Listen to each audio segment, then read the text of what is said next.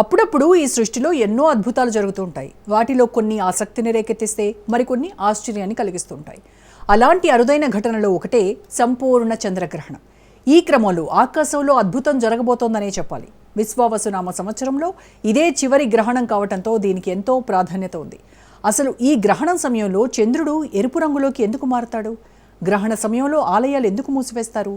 దాని వెనక ఉన్న పరమార్థం ఏంటి? ఖగోళంలో వింత రక్తచంద్రుడి దర్శనం. ఇది దైవ సందేశమేనా? సృష్టి అంతానికి సంకేతమా?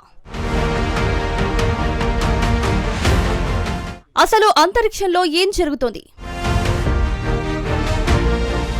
కంకణాకార సూర్యగ్రహణం సంభవించిన కొన్ని రోజుల్లోనే అంతరిక్షం మరో అద్భుత దృశ్యానికి వేదికగా మారనుంది. మొన్న జ్వాలా వలయంతో రవి దర్శనాన్ని అందిస్తే ఈసారి బ్లడ్ మూన్ ను చూపించబోతోంది. తాజా ఘటనకు కారణం మార్చి 3న సంభవించే సంపూర్ణ చంద్రగ్రహణం. ఈ గ్రహణ సమయంలో తెల్లని జాబిల్లి రక్తవర్ణంలోకి మారనుంది. సాధారణంగా సూర్యుడు చంద్రుడి మధ్యలో భూమి వచ్చినప్పుడు చంద్రగ్రహణం సంభవిస్తుంది. అప్పుడు భూమి నీడ చంద్రుని ఉపరితలంపై పడుతుంది.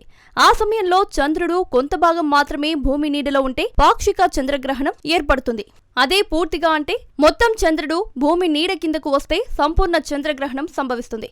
ఇంకా క్లియర్ గా చెప్పాలంటే సూర్యుడికి చంద్రునికి మధ్యలో భూమి పూర్తిగా అడ్డు వస్తే సంపూర్ణ చంద్రగ్రహణం, కొద్దిగా అడ్డు వస్తే పాక్షిక చంద్రగ్రహణం ఏర్పడుతుంది. ఇంకో ముఖ్య విషయం ఏంటంటే చంద్రగ్రహణం ఎప్పుడూ పౌర్ణమి రోజునే ఏర్పడుతుంది. కానీ ప్రతి పౌర్ణమికి చంద్రగ్రహణం ఏర్పడదు.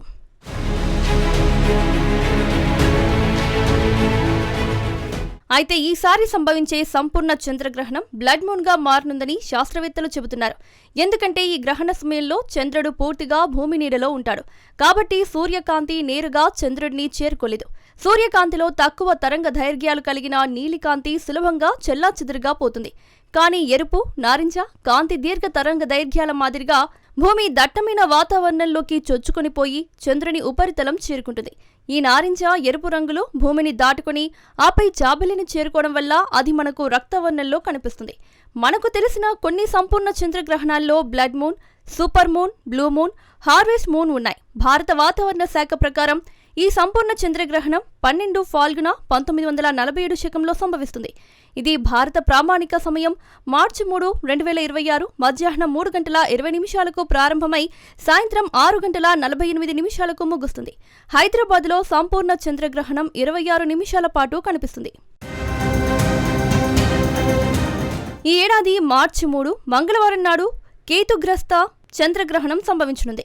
ఈ చంద్రగ్రహణం మన దేశంలోనూ కనిపిస్తుంది. అయితే చంద్రగ్రహణం సందర్భంగా పలు నియమాలను పాటించడం హిందూ సాంప్రదాయంలో పురాతన కాలం నుంచి వస్తోంది. గ్రహణ సందర్భంగా దేశవ్యాప్తంగా అనేక ఆలయాలు కొన్ని గంటల పాటు మూతపడనున్నాయి. ఇప్పటికే తిరుమల తిరుపతి దేవస్థానం ఉదయం 9 గంటల నుంచి రాత్రి 7:30 వరకు దర్శనాలు నిలిపివేస్తున్నట్లు ప్రకటించింది. అదేవిధంగా తెలుగు రాష్ట్రాల్లోని చాలా దేవాలయాలు కూడా గ్రహణ సమయానికి అనుగుణంగా తలుపులు మూసివేయనున్నాయి. గ్రహణ దోషం లేని ఆలయాలు మాత్రం యథావిధిగా భక్తులకు దర్శనముంటుంది. భారతీయ సంస్కృతిలో సూర్యగ్రహణం, చంద్రగ్రహణం వంటి ఖగోళ సంఘటనలకు ప్రత్యేకమైన ఆధ్యాత్మిక ప్రాముఖ్యత ఉంది. హిందూ సాంప్రదాయం ప్రకారం గ్రహణ సమయాన్ని అపవిత్రమైన లేదా శుభకార్యాలకు అనుకూలం కాని కాలంగా భావిస్తారు. ఈ సమయంలో ప్రతికూల శక్తులు ప్రభావం చూపుతాయని నమ్మకం ఉంది. అందువల్ల దేవాలయాల తలుపులను మూసి ఉంచడం ఆనవాయితీగా కొనసాగుతుంది.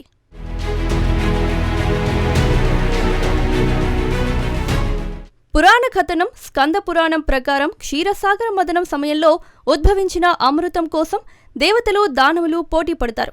లోకాల రక్షణ కోసం మోహిని అవతారంలో శ్రీ మహావిష్ణువు దేవతలకు మాత్రమే అమృతాన్ని పంచుతాడు.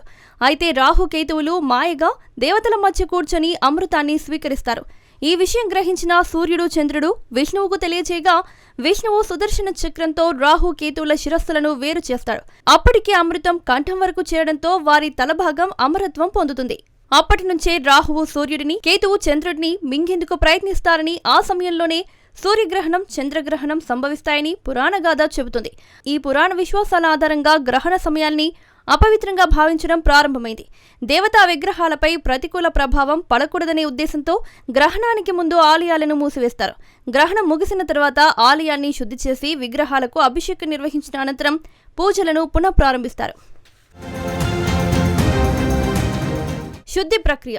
గ్రహణం అనంతరం ఆలయంలో ప్రత్యేక శుద్ధి కార్యక్రమాలు నిర్వహిస్తారు.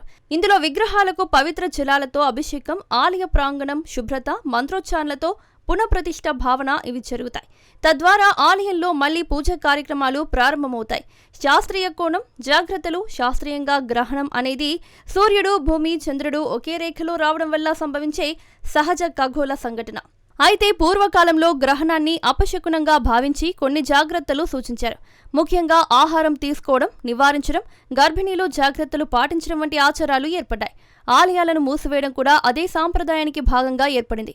ఇది ప్రధానంగా ఆధ్యాత్మిక విశ్వాసాల ఆధారంగా కొనసాగుతున్న ఆచారం. సాధారణంగా గ్రహణ సమయంలో ఆలయాలన్నీ మూసివేస్తారు. కానీ అరుణాచలం, శ్రీకాళహస్తి వంటి ప్రసిద్ధ శివాలయాలు తెరిచే ఉంటాయి. అక్కడి శివలింగాలు స్వయంభువులు కావడం, అవి నవగ్రహాలను తమ ఆధీనంలో ఉంచుకోవడం దీనికి కారణం. ఆ దైవిక శక్తి ఈ క్షేత్రాలను గ్రహణ ప్రభావం నుంచి రక్షిస్తుందని నమ్మకం. మొత్తానికి గ్రహణ సమయంలో ఆలయాలు మూసివేయడం అనేది పురాణ విశ్వాసాలు, ఆధ్యాత్మిక భావనలు, సాంప్రదాయ ఆచారాల సమ్మిళిత రూపం. గ్రహణం ముగిసిన తర్వాత శుద్ధి కార్యక్రమాలు నిర్వహించి భక్తులకు తిరిగి దర్శనాలు కల్పిస్తారు. అమెరికా, పశ్చిమ యూరప్ దేశాల్లో ఈ సంపూర్ణ గ్రహణం పూర్తిగా కనిపిస్తుంది. అయితే భారత్లో మాత్రం మనం గ్రహణం చివరి దశను మాత్రమే చూడగలం.